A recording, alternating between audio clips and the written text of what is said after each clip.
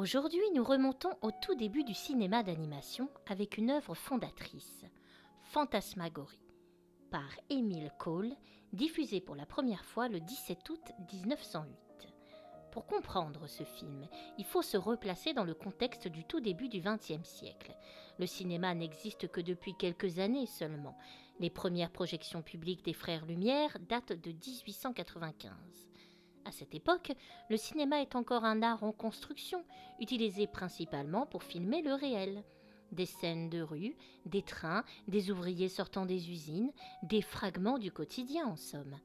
On parle alors d'un cinéma de la capture du monde. Mais très vite, certains artistes comprennent que cette invention peut aller bien plus loin. Le cinéma peut devenir un espace d'illusion, de transformation et d'imaginaire. C'est exactement ce que va explorer Emile Cole avec Fantasmagorie. Ce court-métrage d'environ 1 minute 30 est aujourd'hui considéré comme l'un des premiers dessins animés de l'histoire du cinéma. Ce qui le rend si important, ce n'est pas seulement son ancienneté, mais la rupture qu'il introduit. Ici, il ne s'agit plus de filmer le réel, tout est dessiné. La technique utilisée par Cole est à la fois simple dans son principe et extrêmement exigeante dans sa réalisation. Il dessine chaque image à la main, puis les photographie une par une. Ensuite, en projetant ces images très rapidement, on obtient l'illusion du mouvement. C'est ce qu'on appelle l'animation image par image. Le film est composé d'environ 700 dessins. Ce qui frappe immédiatement à l'écran, ce sont les formes qui ne se contentent pas de bouger. Elles se transforment. Dans Fantasmagorie, il n'y a pas vraiment d'histoire classique. Le film fonctionne plutôt comme une suite de métaphores continues. Un personnage apparaît, devient une bouteille, la bouteille devient une fleur, puis la fleur devient un éléphant, et ainsi de suite. Tout change sans cesse, sans logique narrative stricte, comme dans un rêve.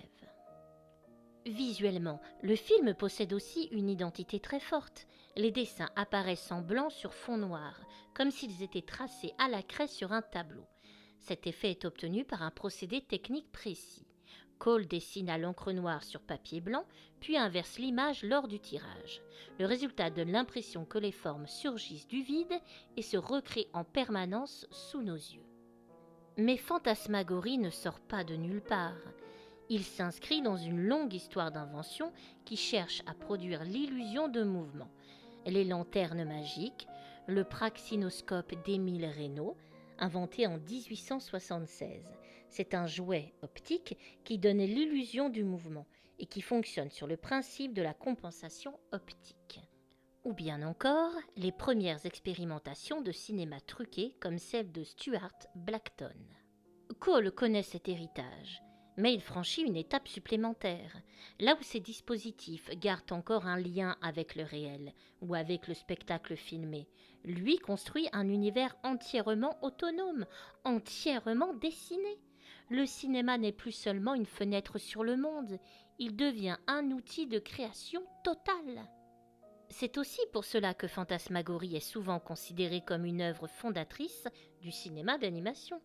À partir de là, une idée nouvelle s'impose. Le dessin peut bouger et surtout, il peut inventer ses propres lois. Cette liberté ouvre la voie à tout le cinéma d'animation du XXe siècle. Les cartoons américains, les studios Disney, puis plus tard les formes expérimentales et contemporaines de l'animation. Mais l'intérêt de Fantasmagorie ne tient pas seulement à son influence, il tient aussi à sa modernité. Emile Cole comprend très tôt que le cinéma n'a pas besoin de raconter des histoires de manière classique. Il peut fonctionner par transformation, association d'idées, rythme visuel. Il peut se rapprocher du rêve, de l'imaginaire, parfois même de l'absurde. On retrouve d'ailleurs chez lui l'esprit des incohérents, un mouvement artistique basé sur le non-sens, la liberté et le jeu visuel. Cela se ressent dans le film. Rien n'est stable, tout est transformé, tout est possible. En un sens, Fantasmagorie pousse jusqu'au bout une idée essentielle du cinéma, celle du mouvement. À une époque où le monde change très vite avec l'industrialisation, les machines et la modernité urbaine, Cole invente un cinéma où tout est mouvement permanent. Même les objets, même les formes, même les personnages. Au final, Fantasmagorie marque un tournant décisif dans l'histoire des images.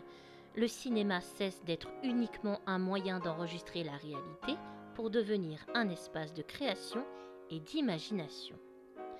C'est une œuvre très courte, presque simple en apparence, mais qui ouvre une porte majeure, celle du cinéma d'animation et d'un imaginaire sans limite. Plus d'un siècle plus tard, elle reste étonnamment moderne, parce qu'elle rappelle une idée essentielle. Les images ne servent pas seulement à montrer le monde, elles peuvent aussi le transformer. Je vous laisse avec ce tout premier dessin animé, Fantasmagorie, par Émile Cole en 1908. Et n'oubliez pas, il est français.